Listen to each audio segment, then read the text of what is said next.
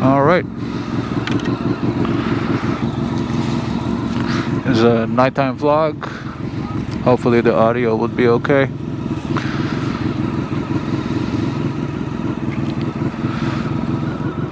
As you might notice, my windshield is clear now. I ordered a spare one. I switched to the clear because I'm planning on taking the bike, well, first of all, to the drag strip, and this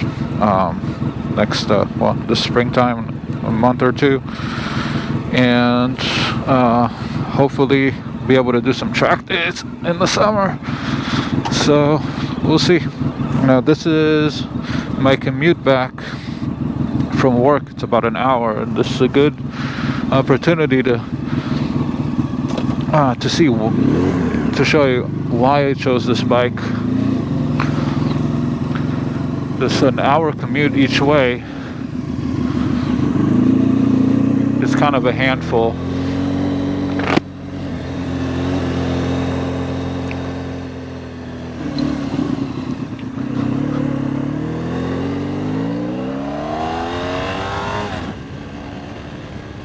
I hope the wind is not going to be too much.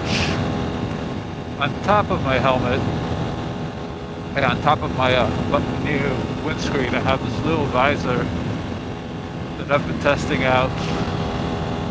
It's a little extender, but what it ends up doing is just like, it's deflecting more wind on top of the windshield, but it also creates this turbulence on the top of my helmet that I don't like at all. It makes it a lot noisier. It's kind of the problem with tall screens. Like you have to either get a ridiculously tall screen, like to get this convertible type of ergonomics, like the Goldwing, or you have a sports screen or a naked bike that sports screen will shield your chest, but let your helmet get relatively clean air. Clean air, I mean not deflected, because the air that is deflected is, well, people call it dirty air. It's turbulent and louder than clean air. So I went to great length to air tunnel test the helmet, but it doesn't even, like, once you hit it with turbulence from a tall visor, it's going to be loud no matter what. So that's the dilemma, and that's why I've lowered this extra screen as much as it would go, and I hope it's not going to get too loud in the video.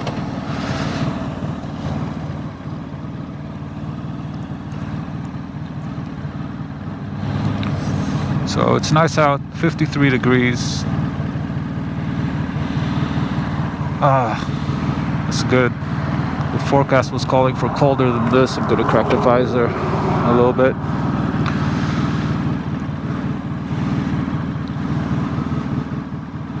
There we go.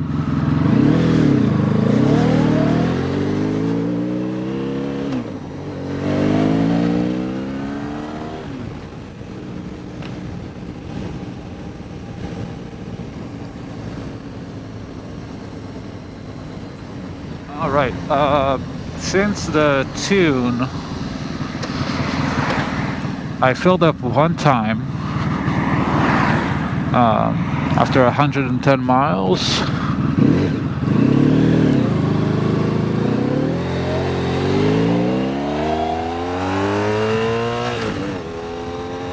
And I was getting a little worse gas mileage, like miles per gallon, than normal, but to be honest,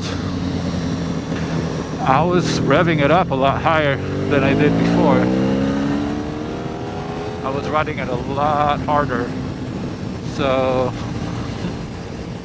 Yeah, before that I was getting about 37, 38 miles per gallon, and I was getting about 34 after the tune and pipe, but I wasn't riding it the same way at all. I was riding a lot harder. So for fuel economy, it's really hard to tell from that if it improved. I would guess it stayed about the same, even though I'm carrying about 30 less pounds or 20 less pounds, by losing this pipe. I'm much happier to get on the throttle after the tube. And you've seen me on the previous videos. I was pretty much testing it to see how it is. I wasn't living in my normal commuter RPM like I do right now. So future refills will tell if I manage to get 40 miles per gallon out of this bike. It does have a K&N filter, but that was before the tune and before the exhaust. One of the first things I did to this bike when I got it is I got an oil change, I got new tires, and I got a K&N filter. Next thing on my list is changing the drive shaft oil, final drive. I have it sitting in my garage. I'm just waiting for an opportunity to do it.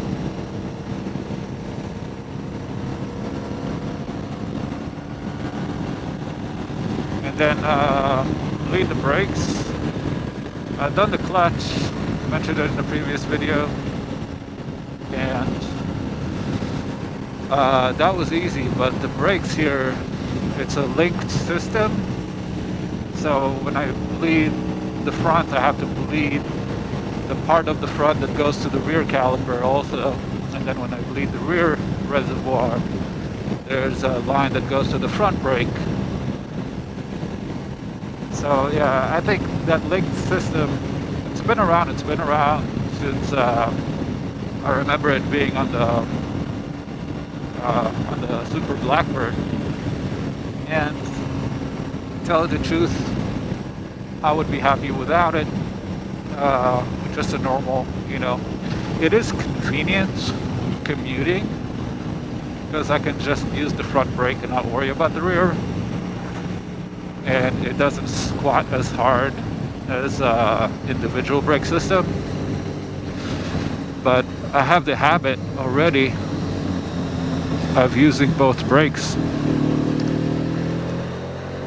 It's just the way I ride. So I'm not really getting the benefit of it as, I don't know.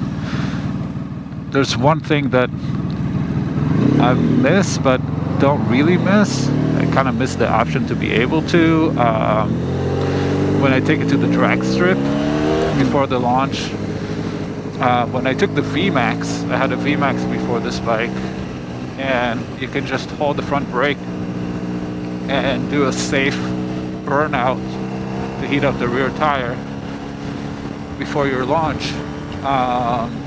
Here I can't, well, I can do that, but I'm going to be wearing out those rear pads that are actuated by the front brake lever. So you have to do it kind of Harley style, of facing the wall and doing a burnout, or just throwing your weight up front and do a rolling burnout. Both options are extremely unsafe, and I'm not really, I don't think I really need to do a burnout on this bike, because these Michelins are not my problem with launching this bike. If anything, the problem I'd have is the lack of wheelie bars. So the hardest thing on the launch for this bike, like it would hook up. I'm not worried about spinning the rear tire at all. I worry about putting enough weight on the front, not flipping backwards. Yeah, this screen is loud as hell. I don't like it.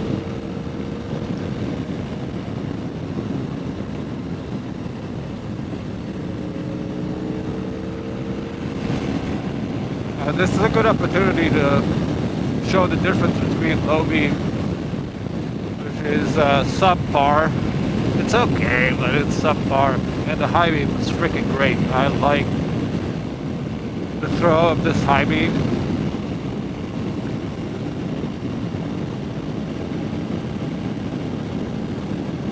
See, it's really loud here, the screen. I might pull over and try to lower it some more, I don't know.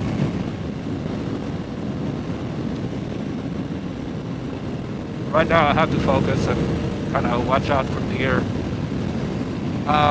One more thing I did to the bike, besides that clear windscreen, is I put Zeta weighted bar ends.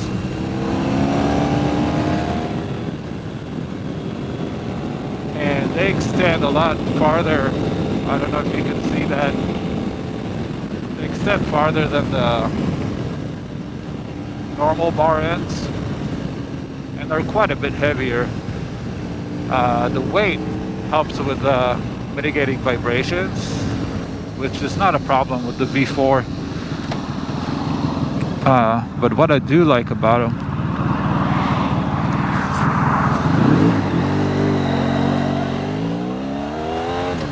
is that they extend farther. They give me a little more leverage, so I'm able to hold the handlebars a little wider, almost like a Street Fighter or Supermoto. It's like a dirt bike handlebars. With bigger leverage, I can flip directions, like counter steer, with less effort. So the bike doesn't feel as heavy going side to side as it does normally. Just by having a bigger leverage. I don't remember, was it, I don't remember who said it, but I think Archimedes or something, to give me a long enough stick and the right leverage, and I can lift the world. So this is a great addition.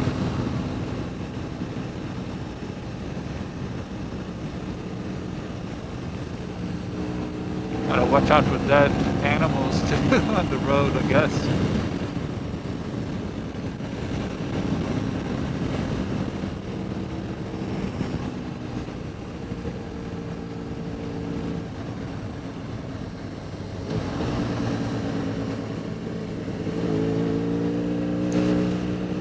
This guy is headed where I'm headed. Sometimes I like it when somebody is in front of me, keeping me chill,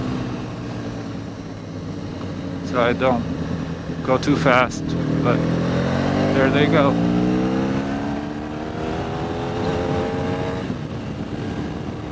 When I ride, there's a car in front of me, especially at nighttime.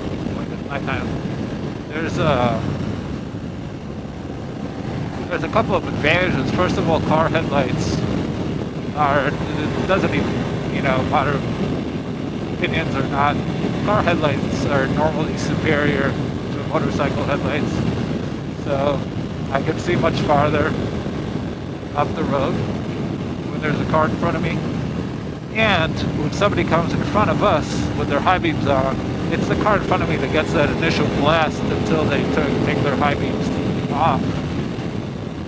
So I get blinded less. Really hope the audio is going to be okay, because in my helmet there's a lot of fucking wind. Better slow down a little bit. There's no way to adjust this helmet to be to adjust this visor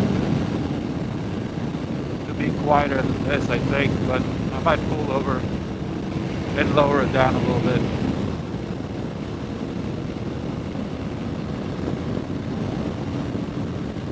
In the meantime, I gotta focus on the road. Someone was doing a massive burnout here.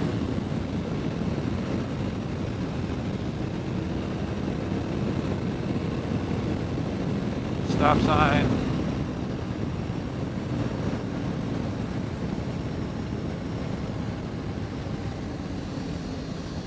Let's try and lower it a bunch.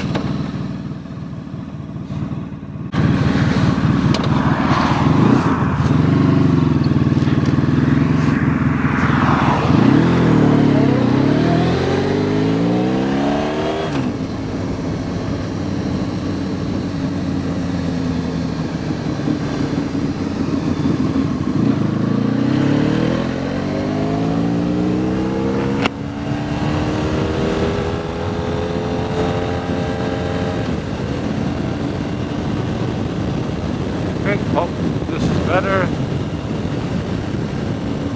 This road is kind of bumpy. But you can see I'd rather take the back roads than the highway.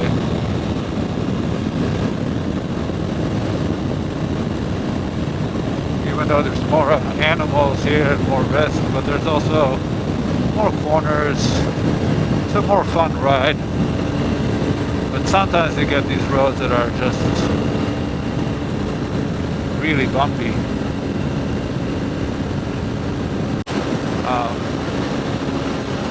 I think there are more dangers on the back roads, but take my speed down and just enjoy the ride. Overall, I'd rather have this than the droning fourth gear, fifth gear cruise down the highway type of thing. With the side winds are ridiculous. There's a section on my commute that's a highway, but the one that I take is a lot more motorcycle friendly than the big 4-lane ones. It's this right here, 601. Take my beams off. Don't blind everyone.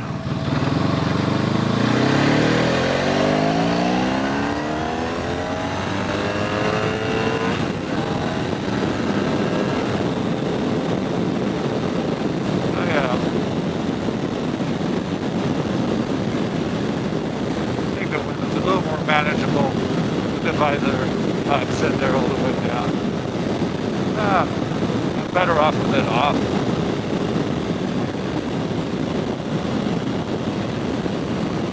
There's a different one that pulls from the middle that I'm going to try at some point, but I have a feeling it's going to be the same.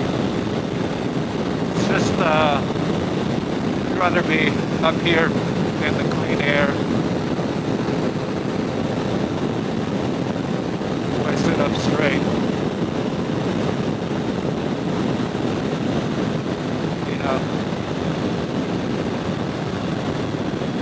less turbulent than getting smacked with the turbulence.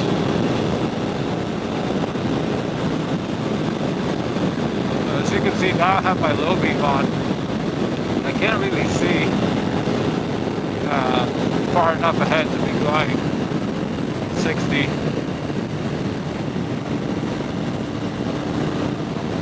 That's something I can adjust. I do that. There's a little hole there for a screwdriver that lets you adjust the beam. But the high beam is so nice, I hope it doesn't mess with that. High beam on this bike is perfect. The bridge, I actually stand up on the pegs when I have to deal with those dips in the road.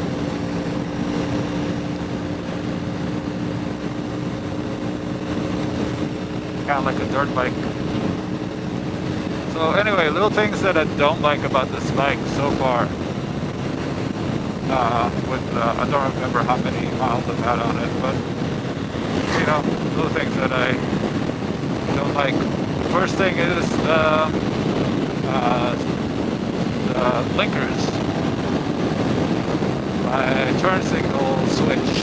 It's kind of clunky and it's small and it's very low for my thumb to reach. It's kind of weird. It's in a weird spot. Which is funny because right above it, there's the biggest, the most convenient spot. There's the biggest, cushiest horn button ever. So the horn is probably the most useless thing on the motorcycle. So nobody can hear us anyway. And it's not, I'm not advocating for rev bombs, because rev bombs, nobody can hear those as well. Even if they hear them, they don't even know where they're coming from. It's just people don't know us and don't notice us and just don't expect them to. If you honk your horn, assume they can't hear that as well. Just ride like they don't even know you're there. They don't notice you.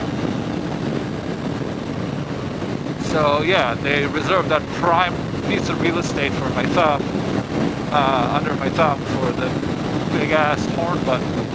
And then they hid the turn signals, which I do use, underneath all that with this tiny little clunky switch. So yeah, there's something I don't like. Another thing that I'm missing, but I'm getting used to riding without, is the flash button. See, you have your high beams and low beams, but a lot of motorcycles have a button, or like cars, that you can flash your high beams. It's really useful when you want to get somebody's attention, especially if there's a motorcycle coming your way, and you've just passed a cop, and he won't see you tapping your head. Flash button is really useful. If you want to signal somebody to lower their high beams before they point them straight at you, like from around the curb, flash button is really useful. I don't have it on this bike. I kind of wish I did. There is a hazard button, which I don't remember having a bike with a hazard button that turns all the turn signals on at the same time. Like, of course, every car I've had them, but as for motorcycles go, I've seen them on bikes, I've seen them on big touring bikes, even some cruisers, but first time I see it on a sport bike, which may be a good clue to this not being like really a sport bike.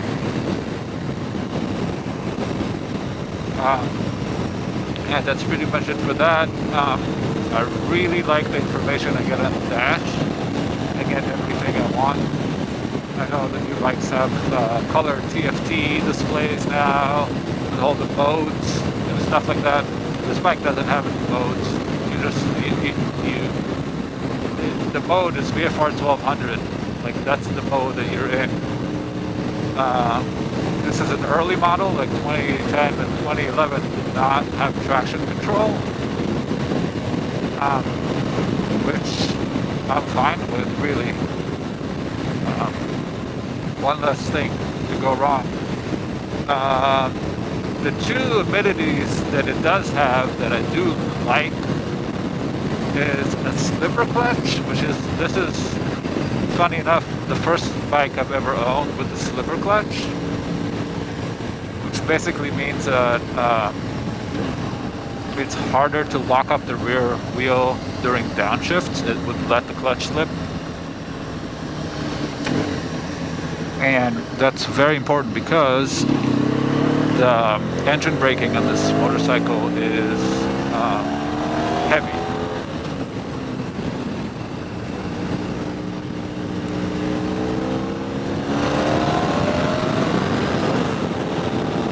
So when I let off the throttle, there's a lot of engine brake, and it's no lag. Like no chain lash or lag, because there's no chain. There's a drive shaft. So the propulsion feels direct. That fraction of a second that a chain would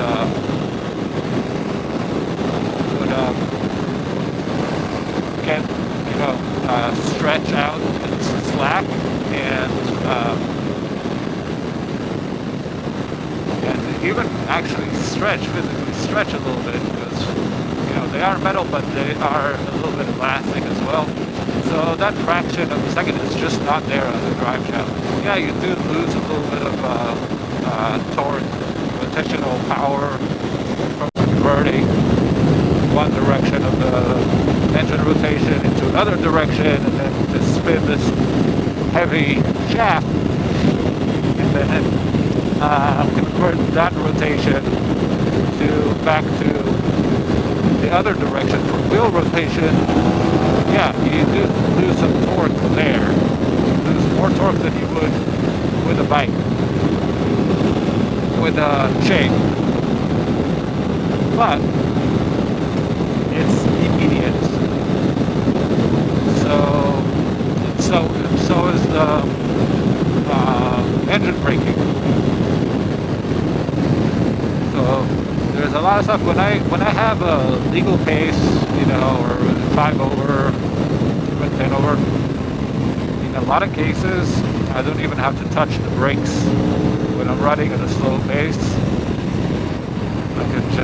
The engine can slow me down enough for me to adjust my speed to the turns.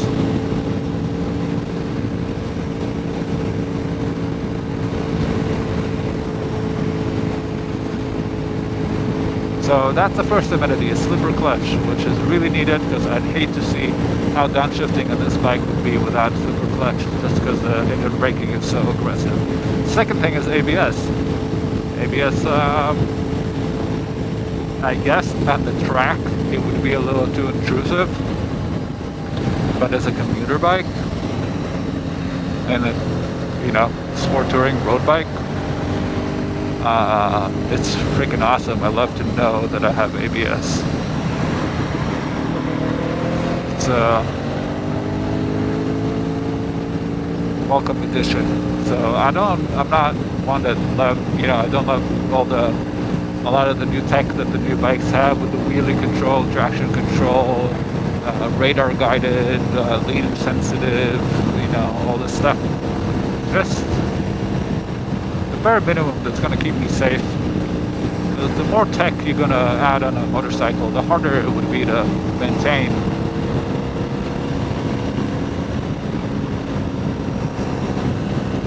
I'm going to go past this car.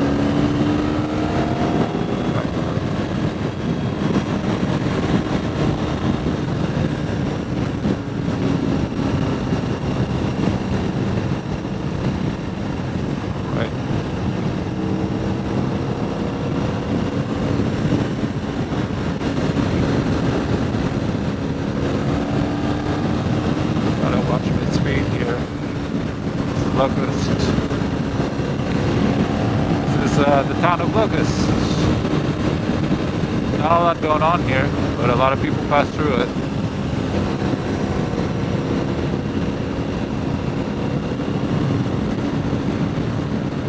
A lot of tar snakes over here,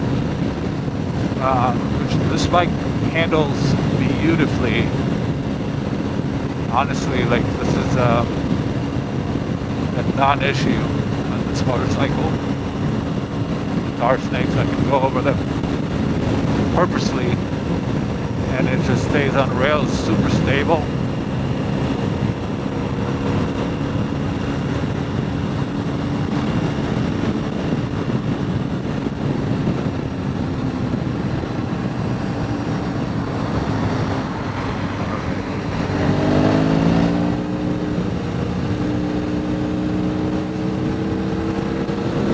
That's the last light before my turn.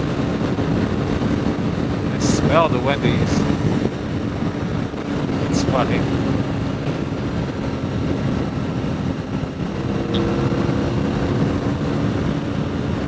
So yeah, I bet I'm gonna get a lot better gas mileage this time around because I'm riding it very conservatively.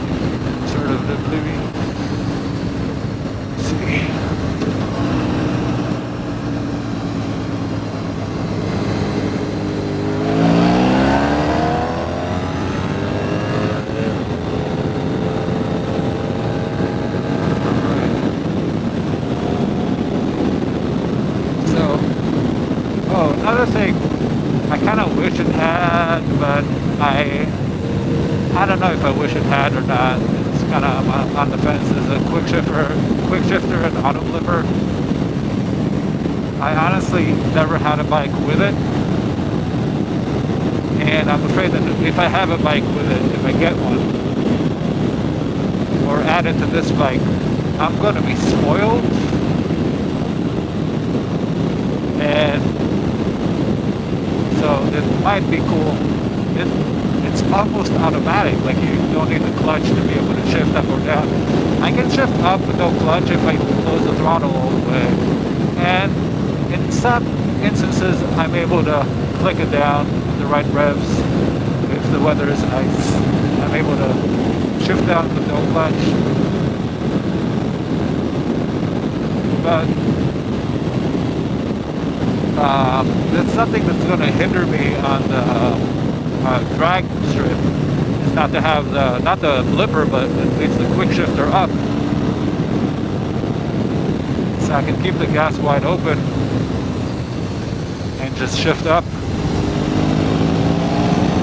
If I wanted this bike to be like to really get in the mid 9s, I will need to get that sorted and probably flip the gear lever, the gear shifter, so I click down to go up. This bike right now, like out of the factory stock, it was very, very low tens, like 10.00 something, right? So I'm guessing now with the ECU2 and all the limiters removed and the little weight reduction with the pipe,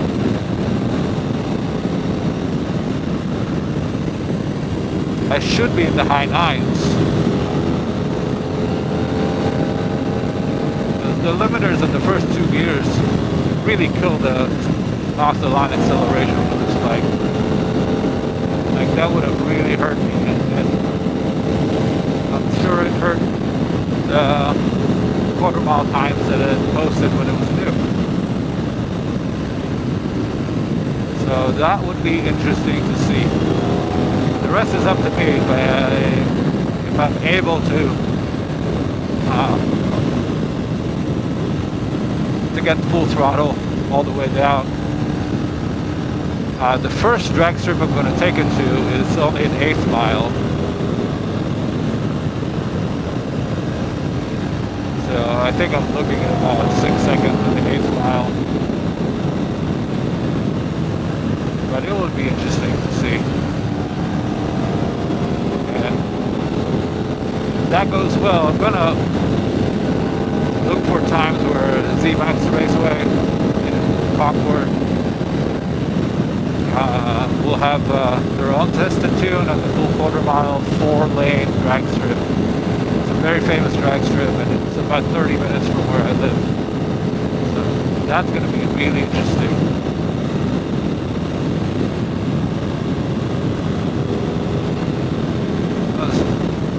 For track days, I would love to take this bike on real track days, but realistically, to be able to compete,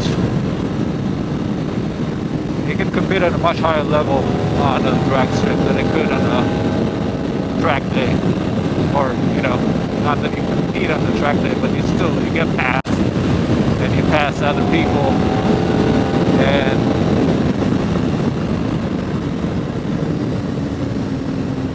as much as it's irrelevant to be passed by a 600 on in a corner and then pass them again on the straight, to be bombarded with those quote unquote smart quotes.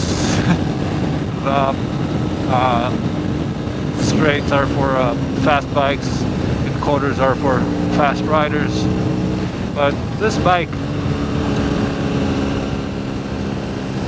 I'll be way faster on the track on the 600. no doubt about it. Unless the track is completely made out of straights or has really long straights and corners so tight that you just, corner speed is irrelevant. You have to like brake all the way. But on fast sweepers, there's just so much less inertia pulling you out of the corner, pulling you wide on a 600 compared to this. And I know personally I will be faster on a 600 on a good technical track than on this bike. But on a drag strip, put it up against anything. Put it up with a 1000, with a Hayabusa, anything besides an H2 maybe. I don't care if it has 200 horsepower. The torque on this bike and the long wheelbase can help make up for the lack of top end horsepower. You need to slow down over here. Sometimes there's animals that I can't see around that bend. Anyway, they're not going to take their brights down. So, I don't even know if it's recording anymore. Probably if it is.